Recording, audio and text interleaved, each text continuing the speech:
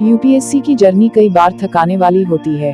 जब लगता है कि पूरी दुनिया आगे बढ़ रही है और हम किताबों में डूबते जा रहे हैं। अगर एक दो अटेम्प्ट में असफलता हाथ लगे तो हौसला टूटने लगता है।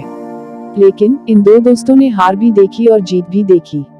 दिल्ली का मुखर्जी नगर इलाका यूपीएससी की तैयारी कर रहे हिंदी मीडियम छात्रों का हब है।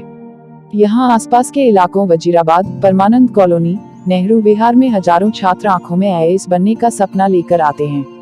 यहाँ के तकरीबन 25 गज की बहुमंजिला इमारतों में रहकर ये तैयारी में डूबे रहते हैं।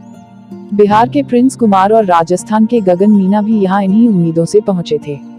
कुछ दिनों पहले रिजल्ट देखकर उन्हें लगा मानो उनका सपना सच हो गया है। आइए इन दो दोस्तों के संघर्ष की कहानी जानते हैं। प्रिंस कुमार मुखर्जी नगर की एक इमारत के 5वें फ्लोर में रहकर यूपीएससी की तैयारी में दिन रात जुटे रहे। प्रिंस अभी भी प्रीलिम्स की तैयारी कर ही रहे थे, लेकिन रिजल्ट में जब उन्हें पता चला कि 89 रैंक आई तो लगा जैसे उनकी तपस्या पूरी हो गई हो। इसी तरह गगन भी एक कमरे में रहकर पढ़ रहे थे। इनकी यही दोस्ती हुई। दोनों दोस्तों ने साथ में तैयारी की है।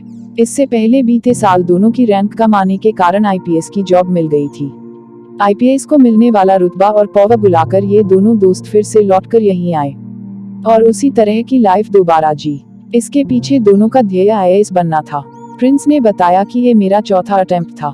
इससे पहले मैं आईएएस रैंक पाने में असफल रहा। आईपीएस रैंक मिलने के बाद भी मेरे मन में कहीं आईएएस बनने की कसक छूट गई थी, इसलिए मैं वापस यहाँ लौटा। यहाँ की लाइफस्टाइल हमें इतनी खराब नहीं लगती, क्योंकि यहाँ इस इलाके में सभी ऐसे ही रहते हैं, इसलिए हम इसे सामान्य मान लेते हैं। राजस्थान के सवाई माधो जिले के गगन मीना को भी लास्ट ईयर आईपीएस मिला। दोनों कप्तान थे, लेकिन दोनों ने एक्स्ट्रा ऑर्डिनरी सर्विस लीव लेकर एक और अटेम्प्ट देने की सोची। गगन ने कहा कि नेशनल पुलिस एकेडमी ये चांस देती है कि स्पेशल लीव लेकर आप एक और अटेम्प्ट दे सकें। गगन कहते हैं कि मेरा सपना आईएएस बनना ही था।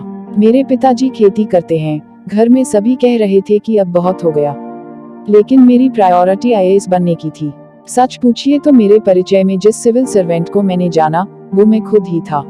मैं और किसी को पर्सनली रूप से जानता नहीं था। वहीं प्रिंस के पिता मोटरसाइकिल मैकेनिक हैं। 2 भाई और एक बहन के परिवार में सबसे छोटे प्रिंस का खर्च उनके बड़े भाई जो कि इंजीनियर हैं, उन्होंने उठाया। प्रिंस कहते हैं कि मुझे भी लगा कि आईपीएस वाली सुविधाएं तो बाद में भी ले लूंगा, लेकिन ये मेरा चौथा अटेम्प्ट है। मुझे आईएएस बनने की लगन थी तो मैंने हार नहीं मानी। हम दोनों के अंदर जो जुनून था वो बना रहा।